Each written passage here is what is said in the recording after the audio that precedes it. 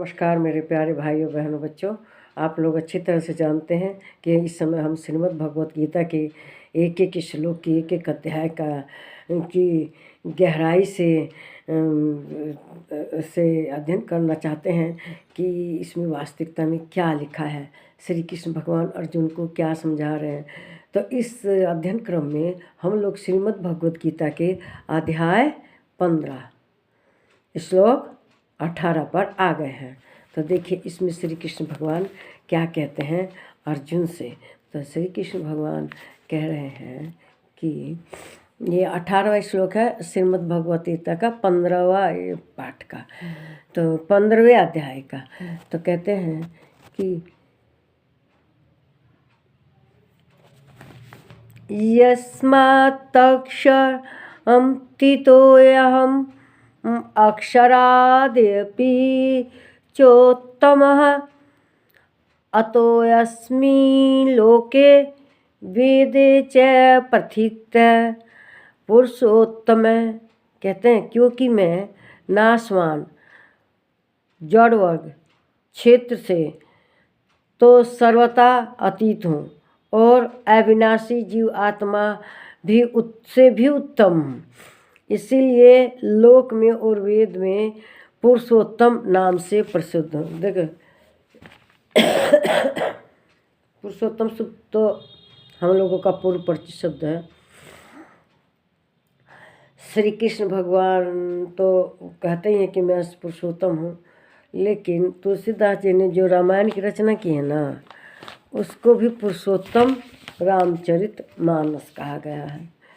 तो कहते हैं कि आत्मा सत्य में ऊपर हुई, जो आत्मा तो मेरा अंश है, लेकिन मैं जो क्षर जो विनाशी हैं और जो अक्षर जो अविनाशी है, जो आत्मा है, इन सब से मैं ऊपर परमात्मा हूँ।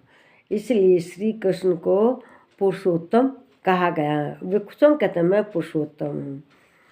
देखो जो यहाँ पर जो उत्तम अविनाशी तीनों जो की प्राण शक्ति देते हैं, है ना। देखो अविनाशी हैं, अक्षर हैं, परमात्मा हैं और सबको प्राण शक्ति देने वाले हैं, है ना। पृथ्वी लोक में, अंतरिक्ष में, स्वर्ग में सबको प्राण शक्ति भी देते हैं तीनों जगह, और सब में भगवान विद्यमान है। जो धन दौलत है ये उत्तम नहीं हम लोगों के पास। उत्तम कौन है? भगवान है। और हम सबके बाहर भी हैं और भीतर भी हैं। कौन? भगवान। वेदों में जो पुरुषोत्तम हैं वे अक्षर हैं, मतलब उनका कभी क्षय नहीं होता।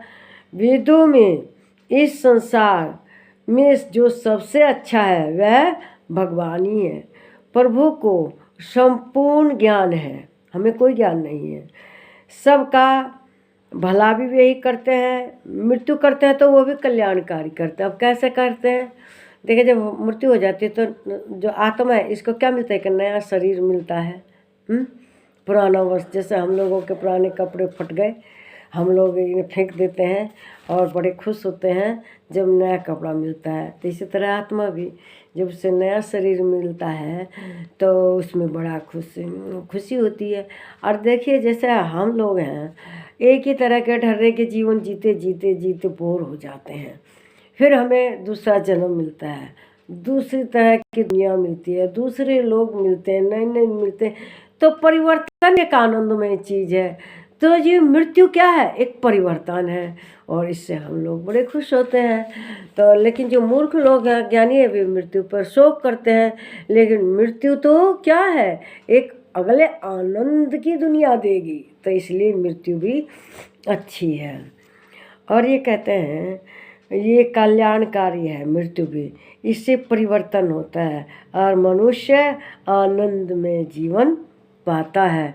मृत्यु के माध्यम से ही पाता है ना। मृत्यु नहीं होगी तो अगला जन्म नहीं होगा, अगली दुनिया नहीं मिलेगी, अगले लोग नहीं मिलेंगे। तो भगवान ने जो सृष्टि रची है ना, ये बहुत सोच विचार। तो मृत्यु is great, it is joyful. इसे आनंद से मनाइए। ठीक है। नमस्कार मेरे प्यारे भाइयों, बहनों और बच्चों।